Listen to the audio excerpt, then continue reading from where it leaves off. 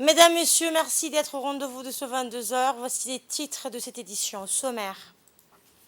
Un groupe de jeunes ulémas en provenance de la Somalie, mémorisateurs du Saint-Coran, est arrivé à Djibouti mercredi, donc accompagné par leurs enseignants. Une cérémonie de remise de certificats de formation destinée à une vingtaine de jeunes Beaupois qui ont suivi une formation d'initiation au métier d'hôtellerie s'est tenue au Sunny Hill Center d'Arta. Dans l'actualité internationale, la multiplication des événements extrêmes liés à l'eau est inéluctable, mais des systèmes d'alerte adéquats prévenant jusqu'aux personnes les plus isolées pourraient au moins limiter les victimes et les dommages. Bonsoir et bienvenue à tous. Dans le cadre des relations fraternelles entre la République de Djibouti et la République, fédérale de Somalie, un groupe de jeunes ulémas, mémorisateurs du Saint-Coran, est arrivé à Djibouti mercredi dernier, accompagné par leurs enseignants.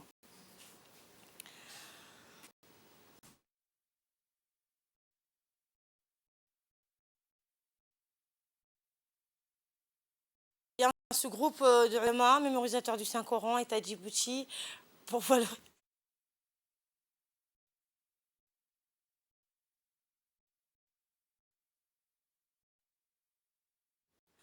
valoriser et promouvoir, promouvoir la lecture du Saint-Coran, qui est une priorité. Ces jeunes ulémas somaliens ont été accueillis par l'ambassadeur de la République de Somalie à Djibouti.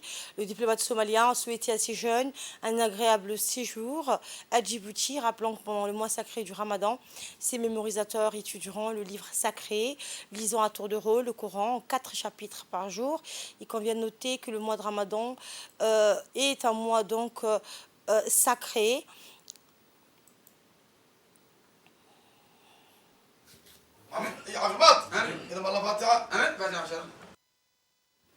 L'ambassadeur de Somalie à Djibouti, Salad Ali Djele, a souligné que cette initiative, qui est la première du genre, reflète les relations fraternelles et la coopération conjointe existant entre Djibouti et la Somalie et qu'elle s'inscrit dans le cadre du service du livre d'Allah, le Tout-Puissant.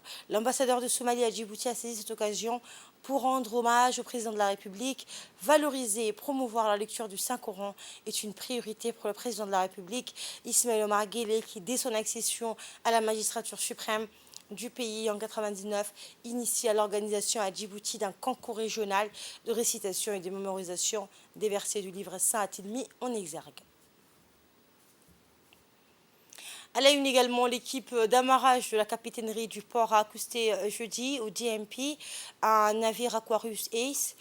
Le navire donc a été accosté par le par le directeur général du DMP, Jamar Ibrahim. Le navire avait à son bord 277 véhicules en transbordement à destination vers l'Europe. Le transbordement consiste à faire transiter une marchandise du quai de réception vers le quai d'expédition sans passer par un lieu de stockage. C'est un nouveau levier de création de valeur pour les entreprises du secteur de transport et logistique.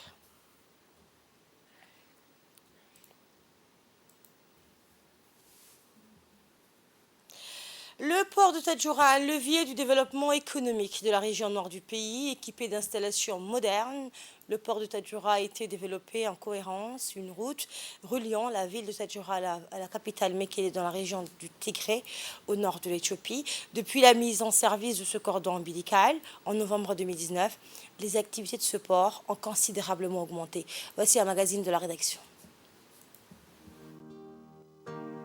Inauguré en 2017 par le président de la République Ismaël Omar Guelleh, le port de Tadjoura constitue aujourd'hui un véritable levier de développement économique de la région. Le port, qui dispose des 2 postes à quai de 485 mètres de longueur et de 14 mètres de profondeur, affiche une superficie de 30 hectares. Il est certifié aux normes des ports modernes, aussi bien sur le plan de sa gestion, de son équipement que de sa sécurité. Un investissement conséquent pour permettre à la région de Tadjoura de profiter au maximum de ses potentialités maritimes et de sa facilité d'accès à la région du Tigray et d'Éthiopie, notamment via les corridors routiers Tadjoura-Balhou. Depuis les débuts de sa mise en service, le port régional de Tadjoura a accueilli une quarantaine de navires transportant essentiellement du ferraille et du charbon destinés au marché éthiopien. Et justement, ces derniers bateaux à quitter le quai viennent de vider sa cale de plus de 50 000 tonnes de charbon.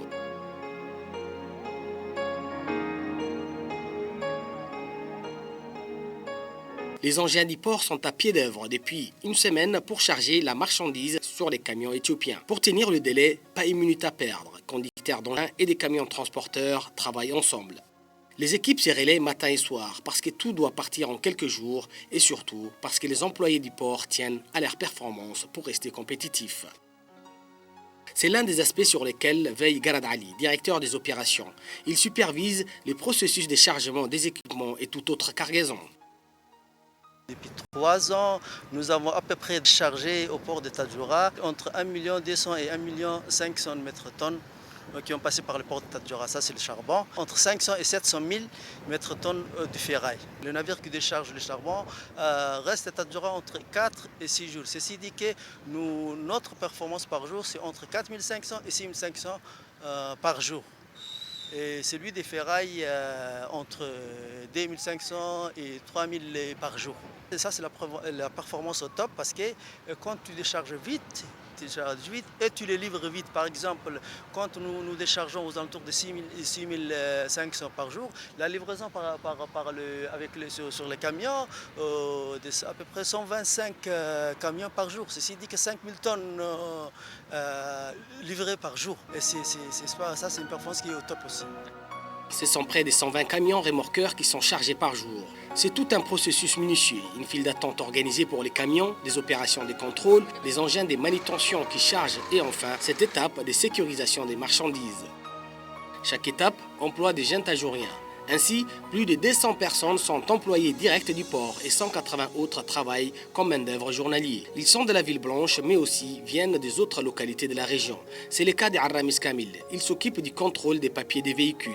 Une fois qu'il a vérifié que tout est aux normes, il autorise l'accès au site de chargement.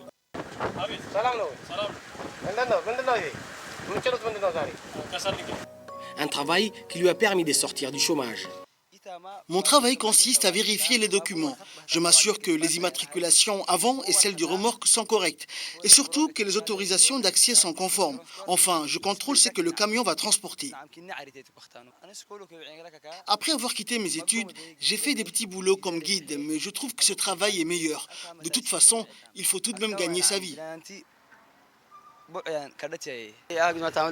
J'étais au chômage avant de venir travailler ici. Dieu merci, la situation avance pour le meilleur. On ne se plaint pas. Ce travail nous permet de gagner de l'argent. Beaucoup ici sont salariés du port et nous en remercions le président de la République. Quand j'ai regagné le pays après mes études, j'ai très vite trouvé ce travail dans ma région. À Tadjoura, lorsqu'un navire accoste, c'est l'ensemble des petites activités commerciales qui se mettent en ébullition. On sent rapidement le dynamique qu'il y a autour des opérations portuaires. La consommation devient plus importante en ville. Les moyens de transport et surtout sont beaucoup plus utilisés pour les ports et les centres. Les shops vendent plus d'articles. Certains boutiquiers ont même augmenté leurs produits. Aujourd'hui à Tadjoura, il n'est plus à confirmer qu'il existe une connexion étroite entre les ports et les développements économiques, puisque les activités portuaires permettent ici de créer des emplois qui génèrent des revenus et contribuent ainsi à l'augmentation du pouvoir d'achat. Quand il y a des activités au port, nous en avons aussi. Les deux activités sont liées. Nous ne sommes pas les seuls à en profiter. Je l'espère aussi pour les jeunes, parce qu'au port, beaucoup d'entre eux partent au travail. En quelques années seulement, le port a déjà un impact sur la vie des Tadjouriens avec la création des opportunités d'emploi directes, mais aussi des activités par l'objectif à terme d'augmenter l'efficience. C'est ce qui est recherché à juste titre par le gouvernement. Et plus d'activités au port est synonyme de meilleures perspectives de développement.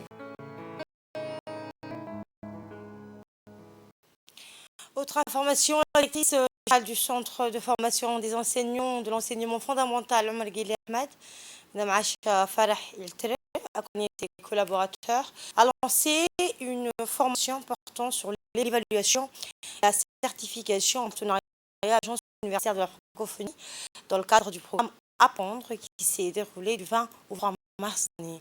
Cette formation est dispensée par un expert de l'Agence universitaire de la francophonie, en l'occurrence Dr Ibrahim Massakou et l'expert national Nasser Ahmaden. Cette formation voit la participation d'une trentaine de personnes dont les formateurs du centre et les inspecteurs disciplinaires de l'inspection générale de l'enseignement général. Eh bien, les objectifs de cette formation, les formateurs ont porté sur l'instauration d'une culture l'évaluation, l'élaboration d'un référentiel de certification pour les différents corps des enseignants, former sur l'ingénierie de certification professionnelle et mettre en lien les certifications professionnelles avec le plan de carrière. La formation s'est donc clôturée le jeudi 3 mars dernier. Le directeur général de l'enseignement technique et de la formation professionnelle, Abdelrahman, a parrainé mercredi une cérémonie de remise de certificats de formation à une vingtaine de jeunes au Bokoa qui ont suivi une formation d'initiation au métier de l'hôtellerie, sur cuisine et en restauration, centre de formation sectorielle, métier de l'hôtellerie et du tourisme, Sunny Hill Center. Le préfet d'Arta, Mohamed Chirou, les présidents des régions d'Arta et Dbok, Elmi Bouhoudadé et Mohamed Ismail, des hauts cadres de la direction générale de l'enseignement technique et de la formation professionnelle et des responsables du centre de formation sectorielle au métier de l'hôtellerie et du tourisme en prépare à la cérémonie. La formation qui s'inscrit dans le cadre de l'école de la seconde chance dispensée par 2 experts, et bien, elle a pu bénéficier à une vingtaine de jeunes sortant des lycées de Boc avec des baccalauréats généraux ou professionnels ou des brevets d'études professionnelles. Ces jeunes ont suivi du mois de décembre 2022 au mois de mars 2023 formation en cuisine et en restauration. Le président de la région de Boc a exprimé ses remerciements au ministère de l'Éducation nationale qui a mobilisé la direction générale de l'enseignement technique et de la formation professionnelle pour assurer cette formation qu'il avait sollicitée en faveur des jeunes de sa région.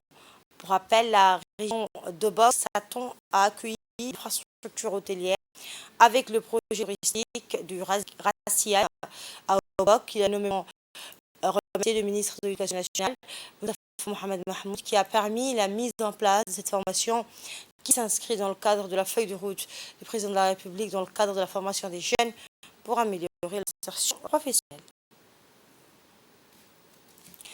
Le préfet et le président de la région d'Arta ont donc félicité les jeunes bénéficiaires de la formation. Ils les ont encouragés à tirer le parti de cette formation en termes d'employabilité à travers des stages et des formations continues en milieu professionnel. Prenons la parole à son tour, le directeur général de l'enseignement technique et de la formation professionnelle a félicité les bénéficiaires de cette formation qui ont fait de sérieux d'activités à partir de cette session de formation. Nous l'écoutons.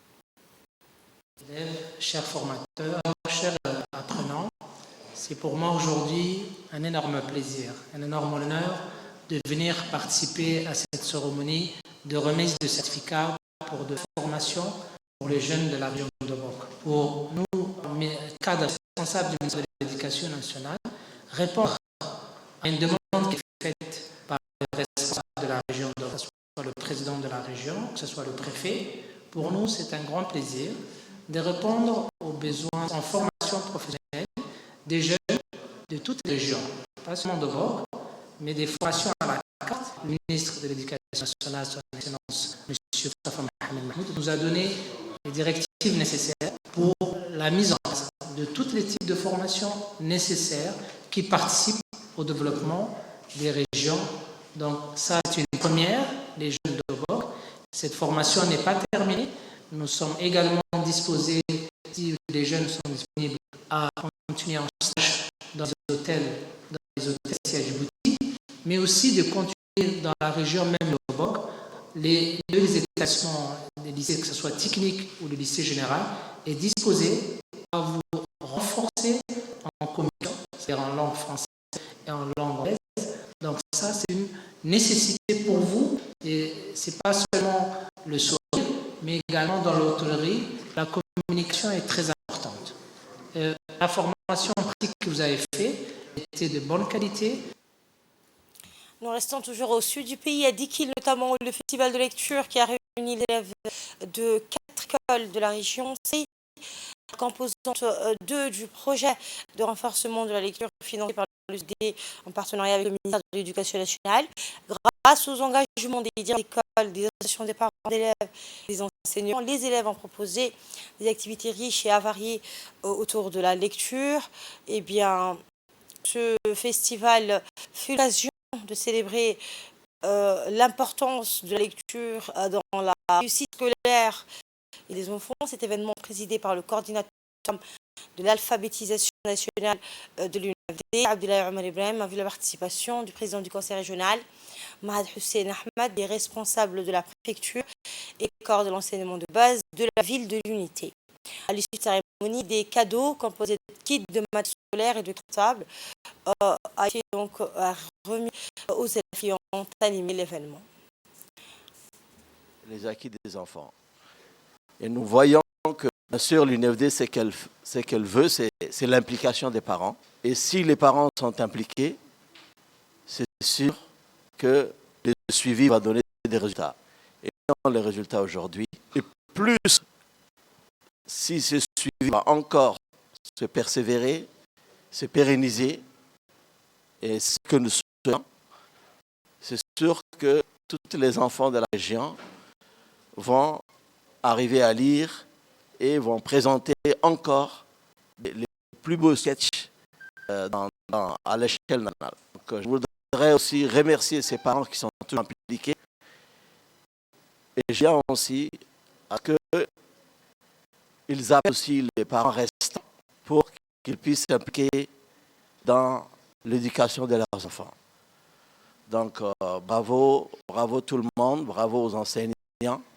Et je dirais, continuons à lire nos enfants.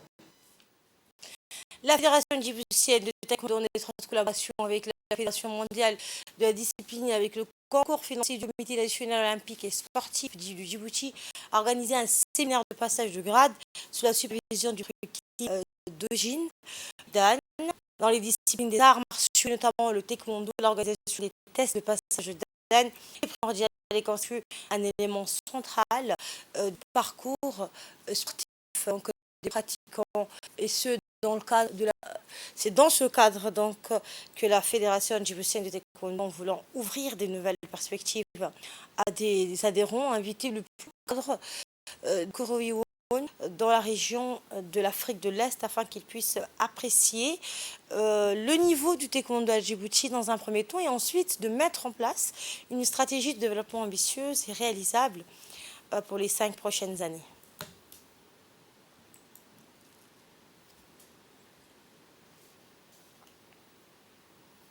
Un petit vent d'optimisme a soufflé hier à New York à l'issue de la conférence sur l'eau organisée sous le patronage des Nations Unies. Les participants sont finalement parvenus à adopter un programme d'action qui devra contribuer à accélérer des progrès donc pour la réalisation de l'objectif de développement durable, numéro 6 de l'agenda 2030, pour le développement durable, à savoir donc une eau propre et accessible pour tous. Face aux pénuries d'eau qui s'aggravent, l'humanité en danger doit changer de cap donc dans sa gestion de ce bien commun précieux. C'est ce qu'a plaidé hier le secrétaire général de l'ONU à la fin de la conférence. Santé, assainissement, hygiène, paix, développement, pauvreté, sécurité alimentaire ou simplement boire. L'eau, bien commun le plus précieux, doit être au centre de l'agenda politique mondial, a insisté Antonio Guterres. Aux Nations Unies, toujours inondations, sécheresse, fonte des glaces, la multiplication des événements extrêmement liés à l'eau est inéluctable, mais des systèmes d'alerte adéquats prévenant jusqu'aux personnes les plus isolées pourraient au moins limiter les victimes et les dommages. Il y a un an, l'ONU s'était fixé l'objectif ambitieux que d'ici 2027, chaque personne sur Terre puisse être prévenue de l'imminence d'un événement météo extrême. Un programme chiffré à 3,1 milliards de dollars. Et c'est la fin de cette édition. Merci de votre aimable attention. Le programme continue sur Télé Djibouti.